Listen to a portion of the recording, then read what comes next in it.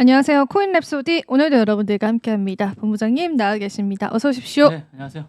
예, 반갑습니다. 자, 오늘도 저랑 같이 코인 이야기부터 나눠보시죠. 오늘 비트코인은 파월 연준 의장이 좀 올려줬던 면이 있었습니다. 비트코인 암호화폐 자산에 관해서 약간 그 주류로 편입이 됐다 이런 뉘앙스의 말씀을 했고, 그리고 그 전에는 일중 흐름을 같이 이렇게 보시면 아시거든요. 근데 이제 그 전에는 또 경기 침체, 인플레이션 이런 이야기를 같이 하시기도 했어요. 그래서 생각보다 암호화폐 시장에 우호적이다. 그러니까 그렇게까지 시장이 막 허무맹랑한 시장은 아니다. 이런 뉘앙스를 해줘서 그게 이제 시장을 조금 올려줬다고 시장 참여자들은 이야기를 하고 있는 상황이고요. 그래서 비트코인이 1.3%가 2%가량 올라서면서 84,700달러 선을 지금 나타냈는데, 그 보통 비트코인은 뉴욕 시장 때 좀 많이 움직이잖아요. 그래서 85,000까지 올려주기도 했습니다. 그래서 땡큐 파월이었고, 사실 뉴욕 시장에서는 이제 파월풋을 많이 기다리셨죠. 하지만 오히려 암호화폐 시장을 조금 올려준, 그것도 많이 올려주신 건 아니고요. 그런 게 확인이 됐던 시점이고요. 이더리움도 좀 올라서면서 1,600달러 선 같이 유지를 해주고 있는 시점입니다. 근데 제가 어제도 말씀을 드렸지만 지금 솔라나가 6% 올랐어요. 제가 솔라나 네트워크 거래량 확대되고 있다 그 소식을 어제 전해드렸는데, 그 소식 때문인지는 모르겠는데 이제 솔라나 코인 많이 올라졌고, 근데 이제 뭐 계속 시장 약세장이다 이런 이야기는 좀 나오고 있어서 추가 하방의 가능성을 더 열어둬야 되나, 그런 이야기들도 우리 시장에는 있다고 보시면 됩니다. 전반적으로 비트코인 캐시도 올라섰고, 그 다음에 또 OKB는 떨어졌고요. 앱토스 올랐고, 트루스 소셜 트럼프, 오피셜 트럼프 코인은 하락을 했습니다. 7.8% 하락했죠. 일단은 그래서 이제 비트코인이 조금 올라선 부분들이 있었고, 그 다음에 이제 저랑 파월의 발언을 같이 좀 몇 가지만 체크를 해볼게요. 그 파월 의장의 발언 직후 아래로 방향성을 바꿨다 이렇게 이야기를 했는데, 요게 이제 그 파월 발언 전에는 비트코인이 86,000까지 올라섰었어요. 근데 연설을 통해서 그 관세 리스크를 좀 부과를 하면서 인플레이션 일시적일 것이지만 상승을 할 거고, 그 다음에 경기 침체도 우려가 된다. 그렇게 이야기를 하게 되면서 이제 전반적인 금융자산이 조금 떨어졌다고 보시면 되고, 5월달 금리 인하는 사실상 확실히 물 건너갔고 6월 역시 확실히 확인하지 않다라고 이야기를 했고, 암호화폐 비트코인 강세장의 핵심 동력은 유동성과 정책 당국의 개입인데, 이 모두가 당분간은 기대하기 어렵다라고 그렇게 이야기를 하기도 했습니다. 근데 이제 여기에서 파월 발언도 있었고 전 SEC 의장인 게리 겐슬러 발언도 있었거든요. 그래서 오늘 그 이야기를 저랑 하나하나 풀어보겠습니다. 일단 제가 앞서서는 파월이 올려줬다고 잘못 이야기를 했는데, 파월 발언 직후에 좀 하락을 한 거고요. 스탠다드 차타드 이야기부터 좀 해볼게요. 스테이블코인에 관한 미국 법안 통과 시 2조 달러로 10배 성장 전망을 했는데, 어제랑 같은 맥락이죠. 이제 경쟁도 치열해질 거고, 그 다음에 이제 시장에서의 전망치들도 시장 성장도 지금 내다보고 있는 상황입니다. 자세히 이야기 살펴보자면, 스테이블코인 관련한 입법이 가상자산 시장 판도를 뒤흔들 거다 그렇게 보고 있는 상황이고, 블룸버그 통신에 따르면 스탠다드 차타드 보고서를 통해서 향후 3년 내에 스테이블코인 규제 프레임워크가 마련될 경우에 스테이블코인의 시장 규모가 현재보다 10배 정도 증가한 2조 달러, 그러니까 약 2,837조 원에 이를 수 있다라고 전망을 했습니다. 어마어마한 그런 금액이다라고 보실 수가 있죠.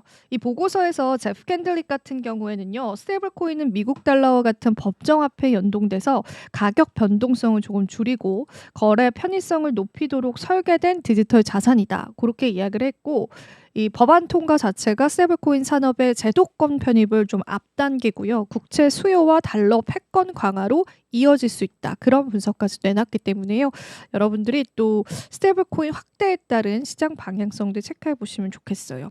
자, 그리고 바이낸스에서 최근에 그 알트코인 투표 많이 하잖아요. 상장에 관해서 투표를 해서 바이낸스 측에서 그 투표에서 상위권인 코인을 이제 상장시키기도 하고 굉장히 그 주식으로 따지자면 주주 참여적인 그러니까 크립토 시장으로 따지자면은 크립토 투자자들이 실제로 참여를 하게끔 유도를 하고 또 그들의 의견을 좀 수렴하는 모습을 보여줬는데 그 상장 폐지 투표도 했어요. 근데 그때 FTX 토큰 FTT가 11.1% 득표로 1위를 차지했다고 이야기했습니다.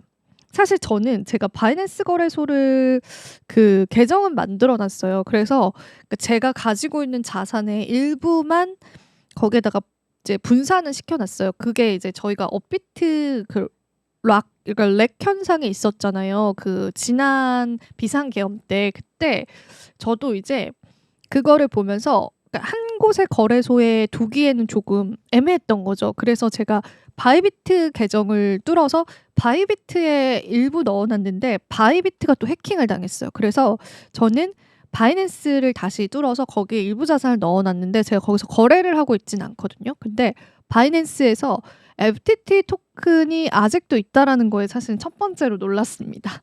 근데 이제 이런 바이낸스 투표 결과가 상장 폐지의 결정을 내리는 유일한 요소는 아닙니다. 그래서 요게 이제 됐다고 해서 상장이 폐지가 되는 건 아니고요.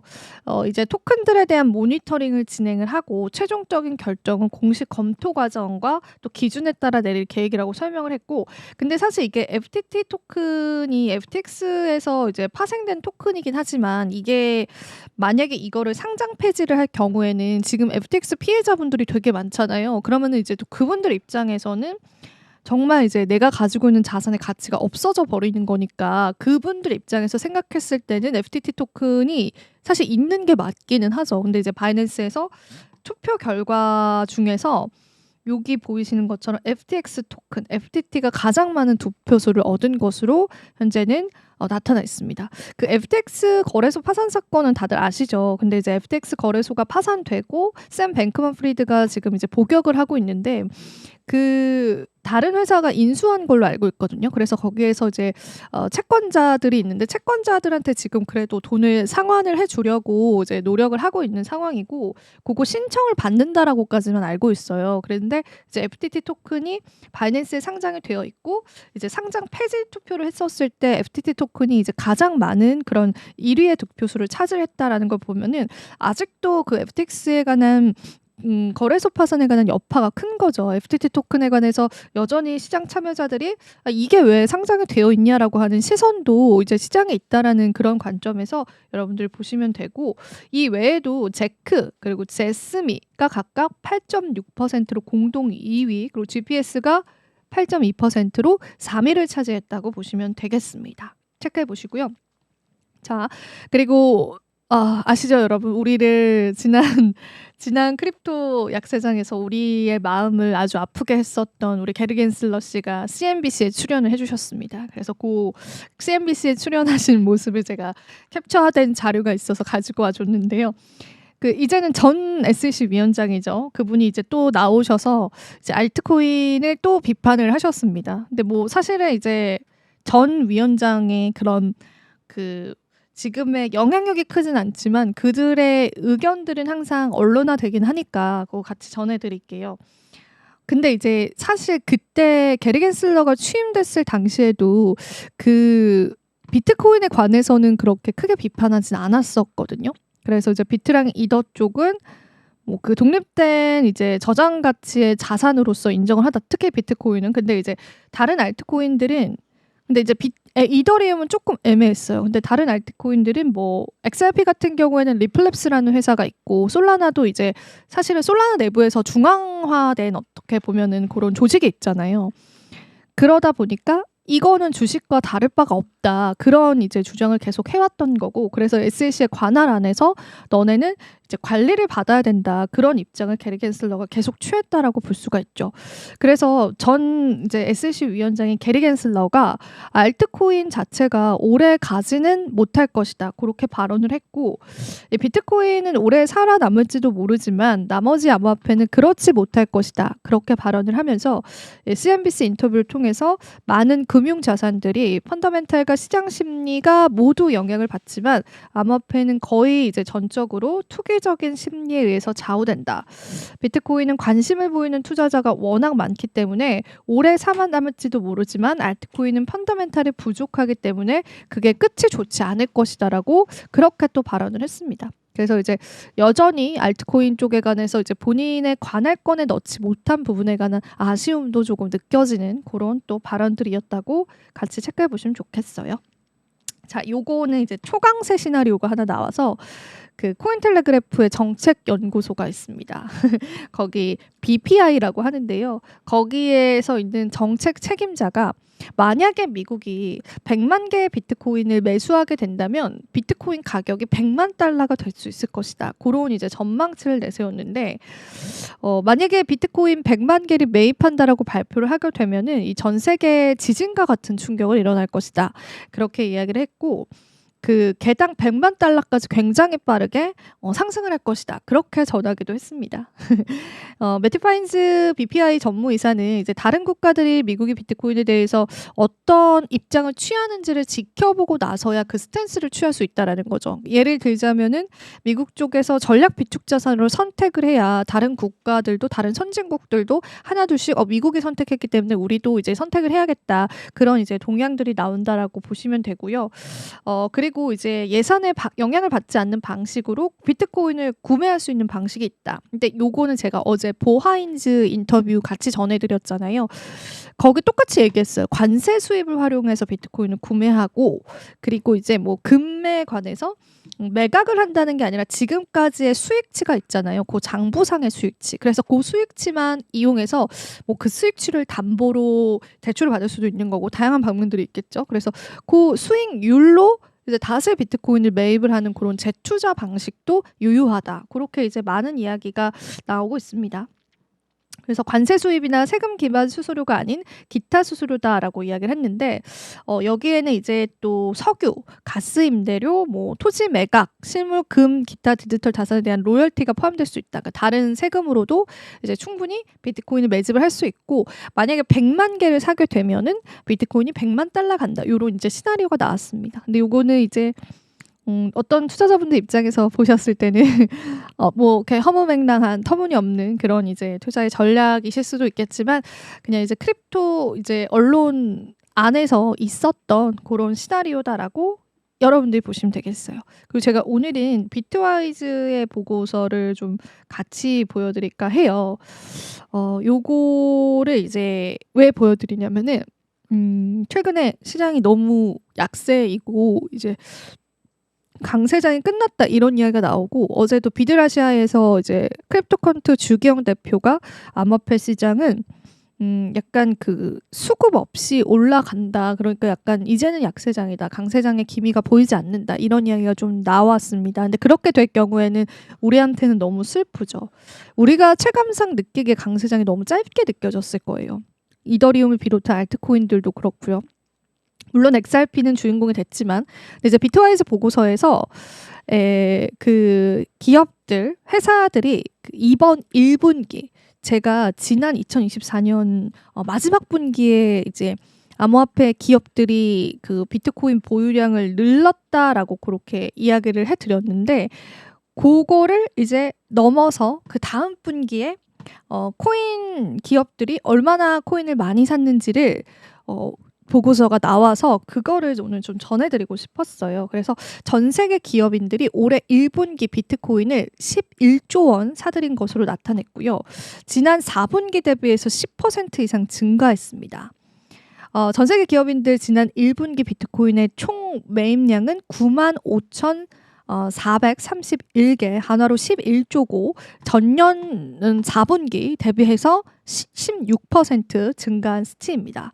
그리고 비트코인을 보유한 상장 기업 수들 있잖아요. 그게 이제 79개로 직전 분기 대비해서도 18% 늘었고요. 그리고 이제 전 세계 기업인들이 보유한 비트코인이 68만 8천 개에 달합니다.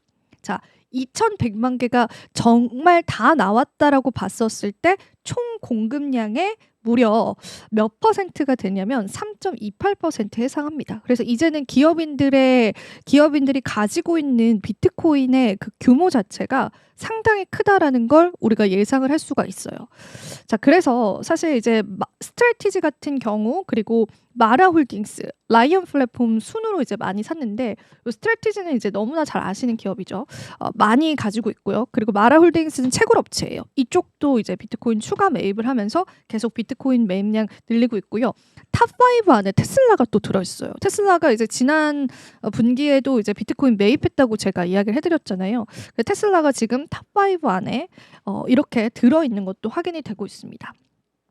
그래서 기존에 이제 비트코인 같은 경우에는 지금 현재 공급량이 굉장히 희소한데 그 전체 공급량의 무려 3.28%가 기업이 이제 보유하고 있는 상황이고 비트코인이 장기적인 흐름을 이제 전망을 하기 때문에 매수하지 않았을까 비트와이즈의 보고서가 나왔고 이렇게 토탈 비트코인 밸류 홀딩스 있고요. 그 다음에 이제 넘버 오브 있죠. 그러니까 얼마나 많은 컴퍼니들이 가지고 있냐. 79개 이제 상장 기업 수들이고요. 그리고 그 양도 포함이 되어 있고 탑5도 포함이 되어 있고 지금 여기 보시면 그래프상으로 비트코인에 관한 홀딩이 계속 증가 추세다라는 부분들까지도 확인이 되는 한눈에 볼 수 있는 그런 지표예요. 그래서 뭐 일각에서는 이제 개인 투자자들이 매도하는 시장이지만 기업인 투자자들의 계속되는 매집은 일어나고 있다. 그런 관점에서 이 보고서를 여러분들이 좀 해석을 해보시고 다만 이제 이분들 같은 경우에는 단기 투자를 하진 않잖아요. 그래서 우리가 이제 단기 투자 관점으로 보시는 분들에게는 그렇게 유의미하진 않을 수 있다. 그런 부분들까지도 제가 좀 마지막으로 좀 전해드려 보도록 하겠습니다. 자, 오늘 또 다양한 내용도 전해드렸고요. 오늘 본부장님 이야기도 제가 바로 들어보겠습니다. 나와주시죠. 이렇게 짧게. 맨날 짧다고 하시네요. 목이 아파라 해도 맨날 짧다고 하시. 1시간을 해야겠어요, 그죠? 네, 1시간 하셔야 돼요. 1시간 해야겠어요.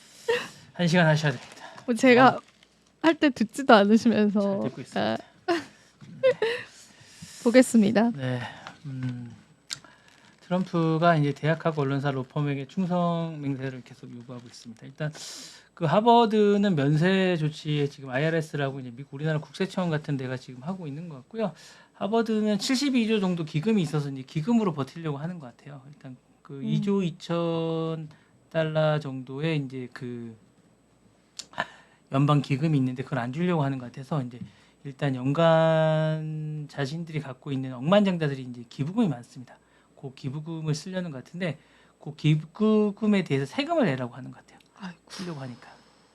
너무 하시네요. 원래 진짜. 이제 대학은 종교단체와 마찬가지로 면세를 하는데 그 면세를 또 못 주려고 하니까 이제 세금을 내라고 하는 것 같아요. 그래서 IRS가 또 이제 그 부분에 관해서 하는데 이게 이제 법적으로 약간 좀 문제가 있는 것 같아요. 왜냐하면 모든 대학을 다 면세를 특정 대학에만 또 면세를 안 주는 것도 문제가 좀 되거든요. 딱 집어서 핀셋처럼 그렇게 하는 것도 문제가 있기 때문에 그 부분에 관해서 또 이제 돈을 또 하라고 하는 게 문제가 좀 있는 부분이고 또 이제 이게 또 문제가 뭐냐면 트럼프가 이제 하버드를 이제 상징적으로 이제 계속 압박을 가하고 있는 건데 이걸 또 굴복한다고 해서 이렇게 또 뭔가 돈을 풀어주지도 않는 게 또 문제예요. 왜냐하면 콜롬비아 대학 같은 경우는 이제 그 굴복을 했어요. 뭔가 조건을 들어줬는데 풀어주질 않는 거예요. 4억 달러 정도의 기금을 풀어줘야 되는데 이걸 가타부타 얘기를 안 하고 있어요. 그러니까 이제 이게 또 먹튀인가요? 아니 그게 아니라 이런 단어 써도 되나?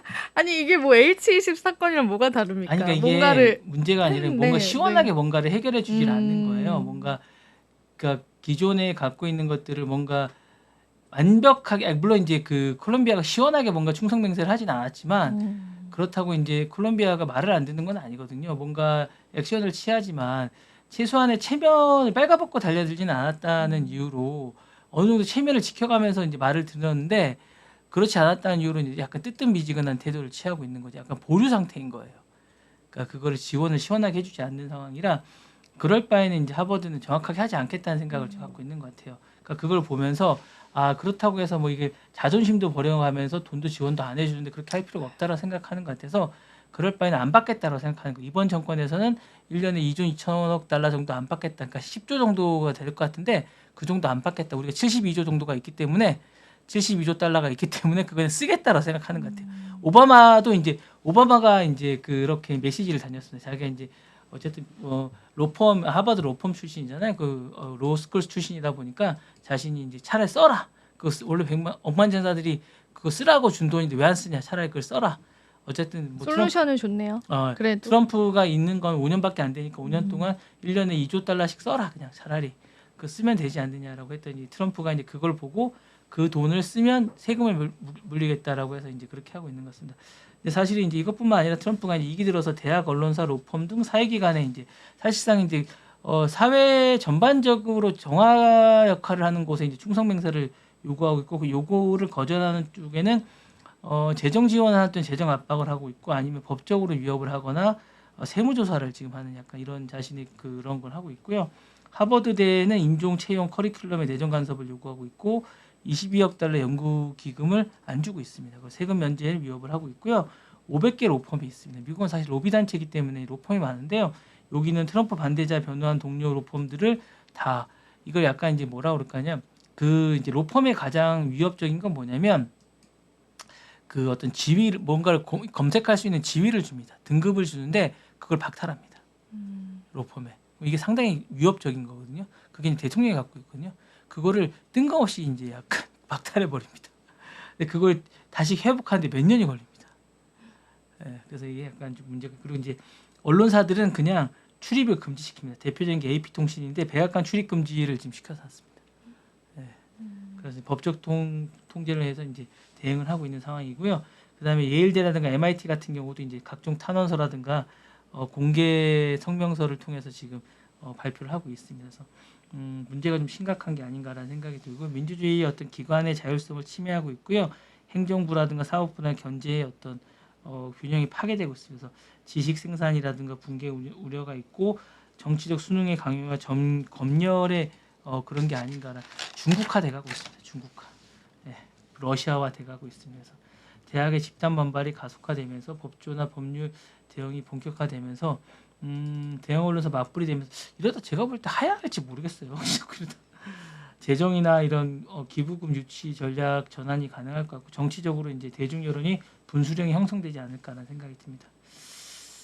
사실 이제 하버드는 자신이 무릎을 꿇으면 모두가 무너진다는 생각을 좀 갖고 있는 것 같아서 이제 뭐 그렇게 하고 있는 것 같고 어쨌든 그렇게 하고 있으면서 약간 버티고 있는 것 같습니다. 네. 자 다음 소식 전해드리겠습니다. 골드 카드를 이제 자기 얼굴이 박힌 골드 카드를 보여주겠습니다. 머스크가 에어포스 1에서 이걸 보여준 머스크는 트럼프가 이걸 보여줬습니다. 골드 에어포스 1에서 기자단에게 자기 얼굴이 박힌 골드 카드를 보여줬습니다. 실제로 이걸 발행할 건가 봅니다. 아니 뭐 화폐도 아니고 500만 달러거든요. 자기 얼굴이 박힌 카드가 500만 달러입니다. 이거 이제 개발 주체나 이제 구조는 도지부에서 할 건가 봅니다. 일론 머스크가 하는 정부 간소화 조직에서 개발자는 마르코 엘레즈 그리고 에드워드 코리스틴이라는 머스크 팀에서 하는데 웹사이트에서 신청 절차나 백엔드 시스템까지 직접 구축한다고 합니다. 그래서 트럼프 러트닉 상무장관이 주도를 하고 에어포스 1에서 실무 카드 이거 보이시죠? 그거를 이제 요겁니다. 요게 이제 카드고요. 500만 달러입니다. 요게 500만 달러입니다. 시행한답니다. 행정명령을 했고요. EB-5를 대체해서 제안한 신규 이민 프로그램이고요. 500만 달러 지불하면 미국 영주권을 부여하고 영구 체류는 가능하나 시민권을 자동 취득은 아니라고 합니다. 좋은 사람 법 안 어기면 계속 미국에 살 수 있는 조건이라고 합니다. 이렇게 하고 헌법적 가치를 공공성 훼손한다는 약간 이런 문제가 있고요. 사실상 미국 체류권이라 특권층의 전용 상품으로 이제 된다고 해서 이민의 공정성, 평등성, 인권의 어쨌든 존엄 가치가 정면에 배치되는 게 아닌가라는 생각이 있고 기존의 이민 시스템 우회하는 게 아닌가라서 약간 문제가 발생할 수 있다라고 합니다. EB-5보다 높은 요금을 요금하면서 EB-5는 한 70만 달러에서 80만 달러 정도 한다라고 하네요. 그래서 기존 이민 심사 절차를 생략하는 약간 패스트 트랙과 같은 약간 이런 거라고 합니다. 2주보다 좀 빠른 신속 승인 강조 약간 이런 게 그러니까 놀이동산도 아니고 약간 그런 것 같고요. 국가안보 심사조차 축소 우려가 좀 있다라고 합니다. 그래서 그리고 개발 인물의 신뢰성이 좀 결여된 거가 뭐냐면 마르코 헬라지라고 이 사람이 우생학적 이민 주장을 했던 논란을 했다가 이제 사임했다 복귀한 사람이고 크리스틴이라는 사람은 기밀유출 혐의로 해고된 경력이 있는 사람이고 빅 볼스라는 사람이라고 합니다. 그래서 이 사람이고 이제 그다음에 정부 시스템 비전문가 논란이 있는 사람이 두 사람이 설계돼서 좀 문제가 되고 있고요. 수익 창출 모델로 전환이 돼서 문제가 좀 있다라고 합니다. 그래서 이민권 판매로 재정을 재창출한다는 모델로 전환이 돼서 문제가 좀 되고 있고 외교 이민 정책이 아니라 비즈니스 모델로 다뤄지고 있어서 과연 이게 맞는 것인가라는 논란이 좀 되고 있다라고 합니다. 그리고 이제 의회 승인이 없이 이제 이렇게 하고 있어서 이제 헌법적 도전이 돼서 소송이 불가피하지 않을까라는 생각이 좀 되고 있습니다. 이게 좀 되고 있고 영주권의 나라가 누구를 위한 미국인가라는 생각이 좀 되고 있고 공화국의 정체성이 사라진다라고 생각하고 있습니다. 네, 여기 좀 문제가 되고 있네요. 어쨌거나 문제가 좀 되고 있다라고 합니다. 네. 네, 그렇다고 하네요. 대단합니다. 네, 대단하네요. 네, 자기 얼굴이. 네, 500만 달러네요. 예. 네, 사인도 있고요. 네, 다음 소식. 그리고 트럼프가 이제 청문회 없이 망명 신청을 신속 기각하는 걸 또 만들었다고 합니다. 그래서 이게 뭐냐면 이제 트럼프 행정부가 이민 법원을 통한 추방 절차를 빠르게 하는 이런 걸 또 만들었다고 해요. 그래서 왜냐하면 이게 이제 적체된 이민 사건이 400만 건 정도 있다고 해요. 그래서 이걸 그래서 이제 이걸 빨리 없애려고 빨리 내보내려고 하기 위해서 이제 하는데 이게 단지 복잡한 망명 신청서를 바탕으로 판사가 이제 망명 불가 판결을 내릴 수 있도록 하기 위해서 한 거래요. 그래서 요게 이제 요걸 하기 위해서 이제 이민 심사국이 메모 내용을 판사가 사건 즉시 해결할 책임이 있으며 현재 400만 건 넘는 사건을 적체를 수행하지 못하는 그런 부분이라 요 부분을 이제 빨리 해결하기 위해서 이제 하려고 하고 있기 때문에 이민 판사가 청문회 없이 원래 청문회를 심사를 다 해야 되는데 망명 심사를 그냥 기각할 수 있다고 합니다. 그냥 그래서 사실관계 다툼이 없는 경우에 이제 즉시해서 할 수 있고 보완을 할 수 없었기 때문에 망명자가 사실은 이제 이게 목숨을 걸고 이제 넘어오는 거잖아요. 네. 이런 사람들을 그냥 바로 내보낼 수 그냥 기각해서 바로 집으로 돌려보내서 이제 죽으라고 얘기하는 거랑 마찬가지로 합니다. 야, 이제 자유의 나라가 아니네요. 네네. 그죠? 그러니까 그래서 바로 그냥 내보낼 수 있는 약간 미국에 지금 걸려 있는 것만 400만 건이라고 하니까 안타깝습니다. 비용이 너무 많이 들어서 그렇다고 합니다. 그래서 약간 다 비용으로 생각하시는 것 같아요. 그래서 그런가요? 모든 걸 이제 돈으로. 네, 그죠? 돈으로 생각하는 것 같아서. 사실은 1980년대 난민법 제정 이후에 고국에 박해해 있는 이들에게 피난처를 제공하도록 이제 허용해 왔는데 이게 이제 그 돈이 너무 많이 든다고 해서 이제 평균 망명 기간이 4년 정도 대기하고 있다고 하고 이제 청문회 없이 종결 가능하면 이제 바로 내보내고 있기 때문에 이제 발표를 했다고 하고요. 이민 판사가 턱없이 부족하다 보니까 이제 400만 건이 적체돼 있고 행정부의 추방 명령이 이제 결합돼서 하다 보니까 이렇게 됐다고 하고 이렇게 돼서 이제 다들 되돌아가야 되지 않을까. 특히 이제 뭐 쿠바나 이런 쪽에서 보트피플이 좀 심각한데 어쨌든 그 보트피플 사고 오면서 상당히 많이 죽는데 그 그렇게 해서 죽을 꿈을 넘겨 다시 와서 다시 또 죽으로 다시 돌아가야 되는 게 아닌가라는 생각이 들어서 그렇다고 하네요. 네. 이게 참 트럼프가 참 공감 능력이 없으신 분 같아 이분이. 서민인 적이 없으셨잖아요. 네, 그렇지 않아요? 네. 그랬던 적이 없으니까 그런 것 같습니다. 네. 참 공감 능력이 없는 것 같습니다. 네. 자 이게 딥시크가 그러니까 H20의 어떻든 그 불가 판정이 제가 볼 때는 딥시크에 대해서 이제 정조준이 좀 있는 것 같습니다. 그래서 부분이 중국의 인공지능 스타트업이 이제 그 개발에 대해서 이제 강력한 대응이 나서고 있는데 지금 미국이 정조준하는 건 딥시크라고 합니다. 그래서 히토류가 아니고요. 네, 딥시크라고 이제 제가 생각하는 것 같습니다.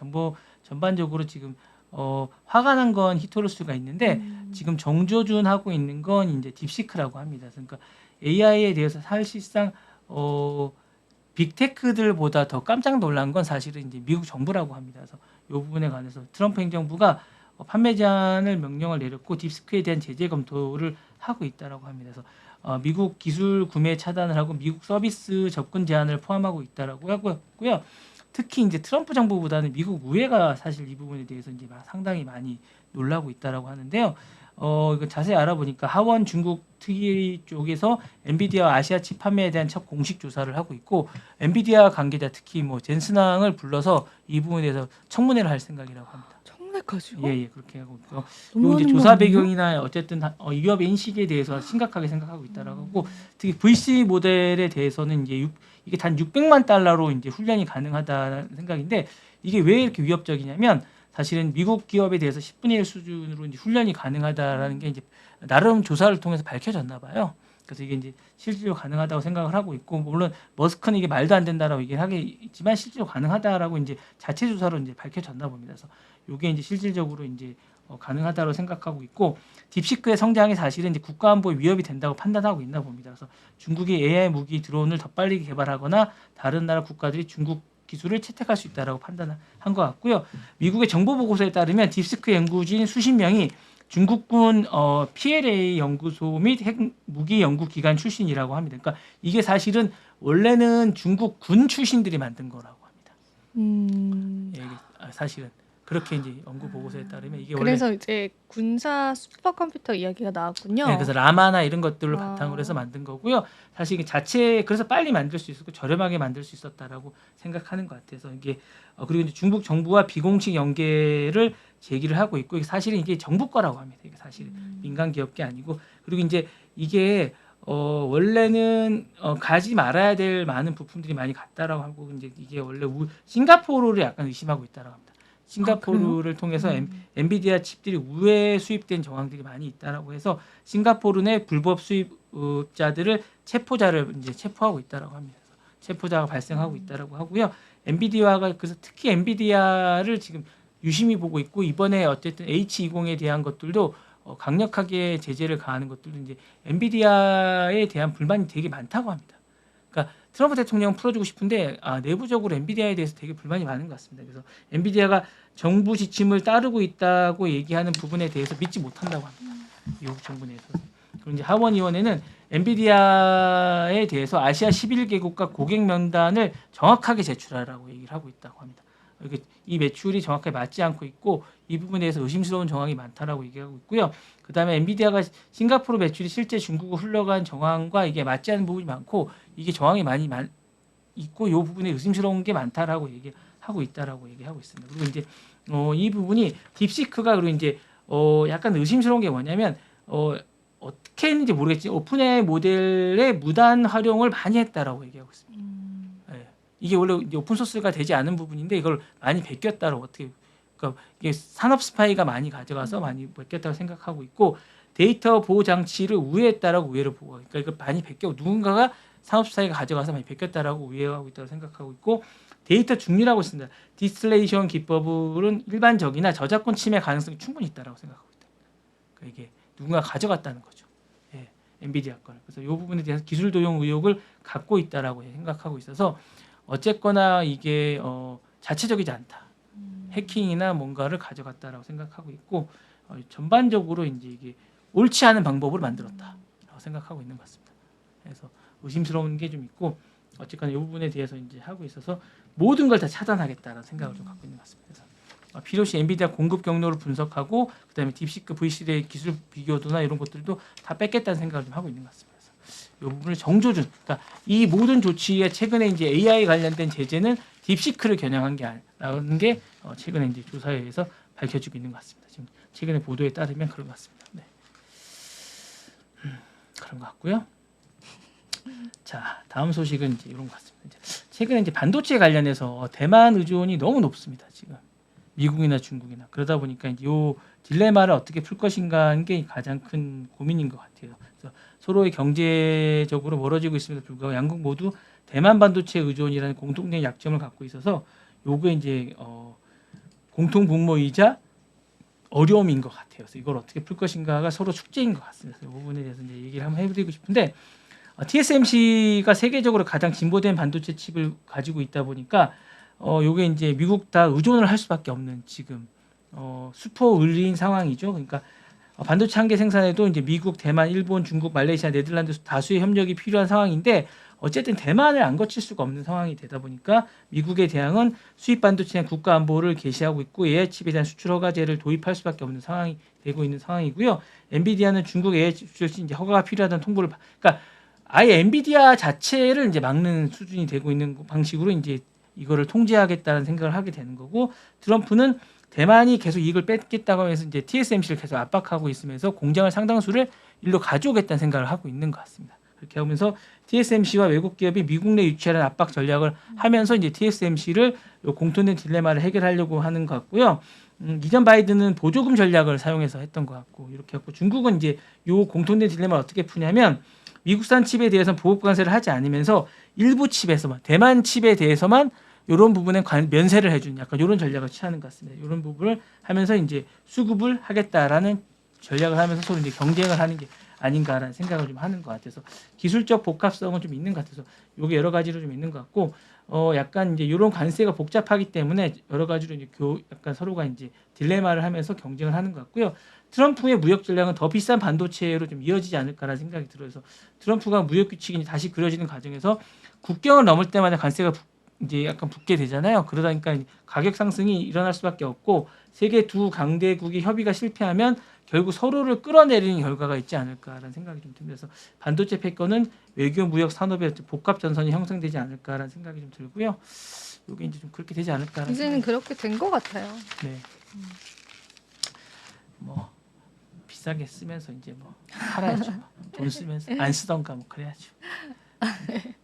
안 써야겠어요. 네, 안 써야 될 것 같습니다. 시간이 너무 많이 되지 않았나요, 우리? 예, 많이 됐습니다. 그만할까요? 네. 아니요, 뭐 마지막 네. 재미있지 않습니까? 요 앱을 네. 나중에 한번 써보세요. 요 DH 게이트랑 처음 들어보시죠? 네. 요 앱을 깔 수 있거든요. 앱을 열어서 한번 써보세요.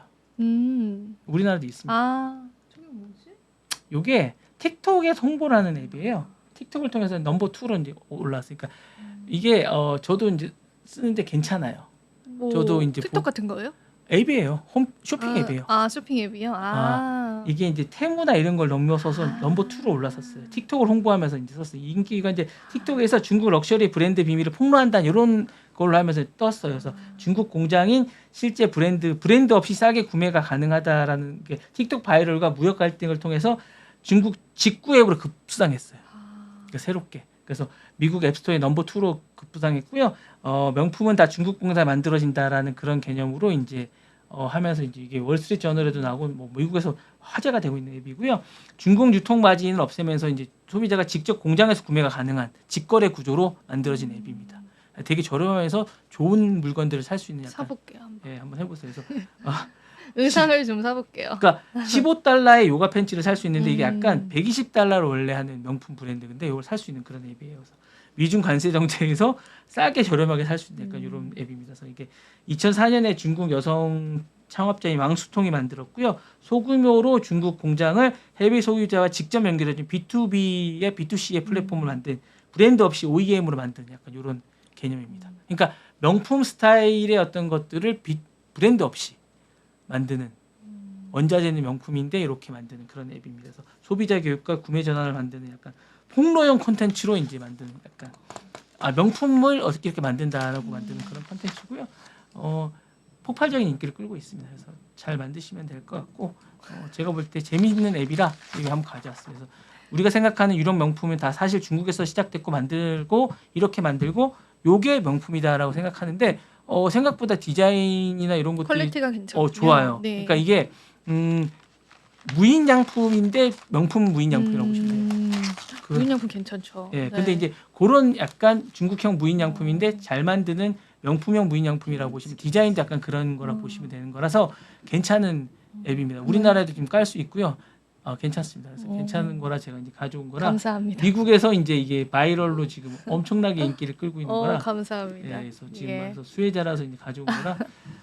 지금 애플 앱에는 인기 끌고 있고요. 우리나라도 좀 하고 있습니다. 그래서 이게 쉽게 할 수 있는 거라 잘 깔고 있어서 좀 화제가 되고 있어서 약간 테무라든가 알리를 대체하는 앱으로 지금 급부상하고 있어서 월스트리트 저널에까지 직접 나올 정도로 그렇네요. 예, 그래서 이제 가지고 왔습니다. 그래서 한번 보시라고 제가 가져왔습니다. 감사합니다. 이거 보시면 중국 공장에서 만들고 있는 그림도 지금 나오지 않습니까? 예. 네, 직접 만들고 이게 지금 원단을 직접 만드는 모습입니다. 네.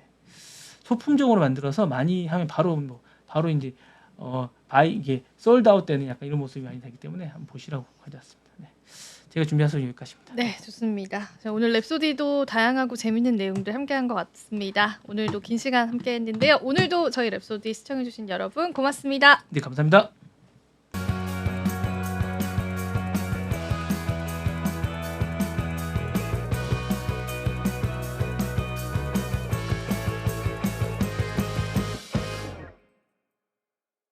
시청자 여러분 안녕하십니까? 국내외 주요 소식 전해드리는 모두의 증시 고유림입니다.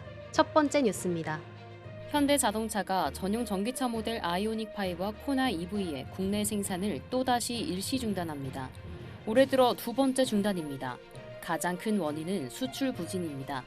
유럽과 캐나다의 전기차 보조금 폐지, 그리고 미국에서 예고된 트럼프 2기 행정부의 자동차 관세 인상 정책이 맞물리며 현대차의 전기차 주력 시장이 일제히 흔들리고 있습니다.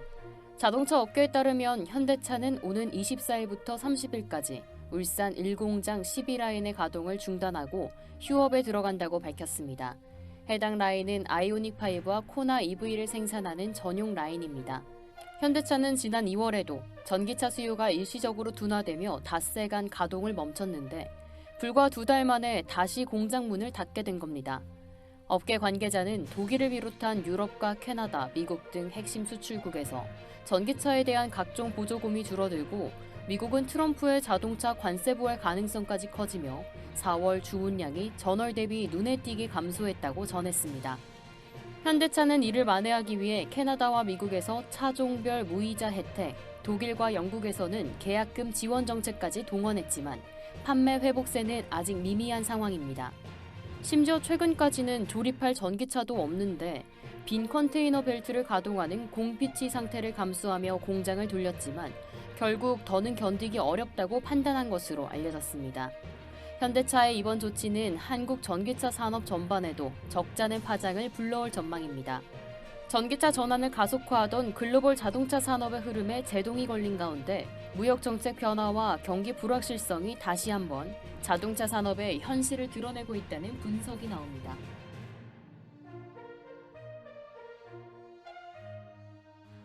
경영권 승계 논란으로 유상증자 규모를 대폭 축소했던 한화에어로스페이스가 또 한 번 금융당국의 정정 요구를 받으며 유상증자 계획에 제동이 걸렸습니다. 사실상 자금 조달 시점이 올해 하반기로 늦춰질 것으로 보입니다. 한화에어로스페이스는 지난달 20일 총 3조 6천억 원 규모의 유상증자 계획을 발표했습니다. 하지만 직후 하나오션 지분 인수 사실이 알려지며 경영권 승계를 위한 자금 조달이 아니냐는 의혹이 제기됐습니다. 여기에 이사회 결의 과정에서도 절차상 논란이 불거지며 금융감독원은 발표 일주일 만에 유상증자 관련 증권신고서의 정정을 요구했습니다. 금감원은 당시 유상증자의 당위성과 주주소통 절차, 자금 사용 목적 등 투자자의 판단에 필요한 정보가 미흡하다고 지적했습니다. 이에 따라 한화에어로스페이스는 증자 규모를 2조 3천억 원으로 줄이고 최대 주주 구조 개편 관련 사항을 포함해 지난 8일 정정신고서를 제출했습니다. 그러나 금융당국은 이 신고서에 대해서도 다시 한번 정정 요구를 내렸습니다.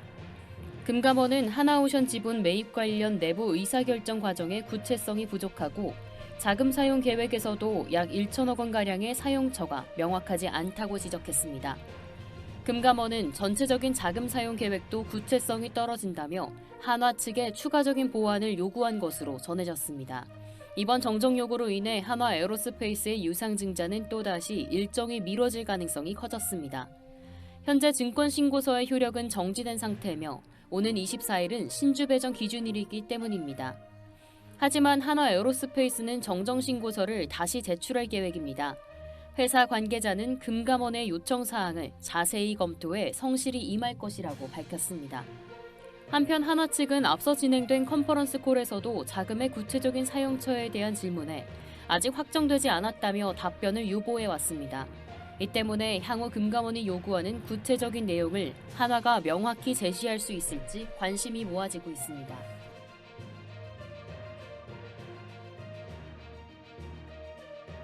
인공지능 기술의 급격한 진화 속에서 글로벌 스마트폰 제조사들이 차세대 AI 어시스턴트 주도권 경쟁에 나섰습니다.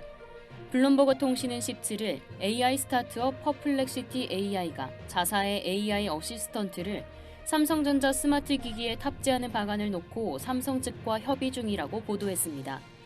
블룸버그는 이 사안을 잘 아는 익명의 소식통을 인용해 퍼플렉시티가 이미 레노버 그룹 산하에 모토로라와는 유사한 내용의 합의를 마친 상태이며 해당 제휴는 이달 중 공식 발표될 예정이라고 전했습니다. 삼성전자와의 협력 방안으로는 퍼플렉시티를 기본 AI 어시스턴트로 설정하거나 퍼플렉시티 안드로이드 앱을 기기에 사전 설치하는 방식이 검토되고 있는 것으로 알려졌습니다. 삼성과 퍼플렉시티 양사는 아직까지 해당 보도에 대한 공식 입장을 밝히지 않고 있습니다. 퍼플렉시티는 2022년 챗GPT 개발사 오픈 AI 출신의 아라빈드 스리니바스 등이 창업한 AI 검색 스타트업입니다. 설립 초기부터 인공지능을 활용한 실시간 검색 기능으로 주목받았고 현재는 구글과 오픈 AI와의 경쟁 구도 속에서 가파르게 성장 중입니다. 특히 AI 열풍이 거세게 불던 지난해 말 퍼플렉시티의 기업 가치는 약 90억 달러로 한화로 13조 원에 달한 것으로 평가됐습니다. 현재 삼성전자는 구글과도 오랜 파트너십을 유지하고 있으며 갤럭시 기기에는 안드로이드 운영체제와 구글의 AI 모델 제미나이가 기본 탑재돼 있습니다. 이러한 상황에서 퍼플렉시티와의 협력은 AI 플랫폼 주도권의 변화의 신호탄이 될 수 있다는 분석도 제기됩니다. 블룸버그는 삼성전자가 이미 수개월 전부터 퍼플렉시티와의 관계를 단계적으로 발전시켜왔다고 전했으며 그 일환으로 삼성의 벤처 투자 부문인 삼성네스트는 지난해 퍼플렉시티에 직접 출자한 것으로 알려졌습니다. 또한 소식통에 따르면 삼성전자는 가까운 시일 내 추가 투자도 검토 중이며 이는 단순한 협력을 넘어 전략적 동맹 가능성으로 이어질 수 있다는 관측도 나옵니다. 글로벌 AI 경쟁이 거세지는 가운데 삼성전자가 어떤 방식으로 퍼플렉시티 카드를 활용할지 귀추가 주목됩니다.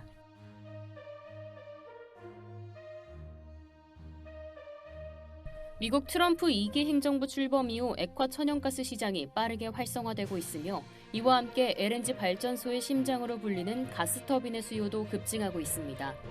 이에 따라 두산 에너빌리티는 유일하게 대형 가스터빈을 독자 개발한 기업으로 주목받고 있으며 글로벌 시장에서의 성장 가능성에 대한 기대가 높아지고 있습니다. 업계에 따르면 최근 두산 에너빌리티의 가스터빈 수출 시점이 앞당겨질 가능성이 커졌다고 전했습니다. 원래는 실제 운전 시간을 더 확보한 후 수출이 진행될 예정이었으나 전 세계적인 가스터빈 공급 부족 현상으로 인해 수출 시점이 앞당겨질 것으로 보입니다. 특히 미국 휴스턴에 위치한 가스터빈 서비스 전문 자회사 DTS를 통해 유지 보수 방식으로 진출할 가능성도 거론되고 있습니다. DTS는 현재 미국 데이터 센터용 가스터빈 공급을 다수의 고객과 논의 중이며 이들 고객사들의 반응이 매우 긍정적인 상황입니다. 두산 에너빌리티는 2019년 대형 가스터빈 개발에 성공하며 한국을 세계에서 5번째로 기술을 보유한 국가로 만들었습니다. 가스터빈은 LNG를 연소시켜 발생한 고온 고압의 가스를 이용해 터빈을 회전시키고 그 회전력으로 전기 등을 생산하는 장치입니다. 이 기술은 매우 높은 기술 장벽을 자랑해 전 세계적으로 몇몇 기업만이 제작할 수 있습니다. 대표적인 기업으로는 미국의 GE 베로나, 독일의 지멘스 에너지, 일본의 미쓰비시 파워 등이 있습니다. 가스터빈 수요는 트럼프 대통령의 LNG 시장 확대 기조와 데이터 센터의 증가하는 수요로 인해 급증할 전망입니다. 글로벌 시장 조사기관 우드 맥켄지에 따르면 2030년까지 미국에서 연간 12에서 13기가와트의 가스 발전소 설치가 추가될 것으로 보입니다.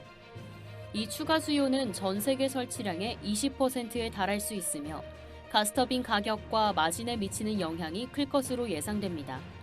또한 시장 규모는 2023년 187억 달러에서 2031년 227억 달러로 증가할 것으로 보입니다. 한편 미국의 가스터빈 제조사들은 이미 주문량 증가로 인해 인도 시점이 지연되고 있습니다. 이와 같은 상황 속에서 두산 에너빌리티는 2030년부터 3기의 내수, 7기의 수출 프로젝트를 진행할 경우 매출 4조 원, 영업이익 5천억 원 이상을 기록할 것으로 예상됩니다.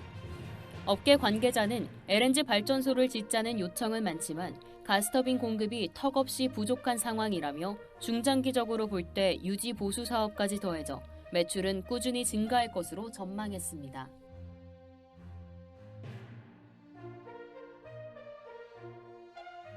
이상으로 모두의 증시 마칩니다. 본 방송에서 제공하는 정보는 투자 판단에 대한 조언일 뿐 해당 자산의 가치와 상승을 보장하지 않습니다. 시청해주신 여러분 고맙습니다.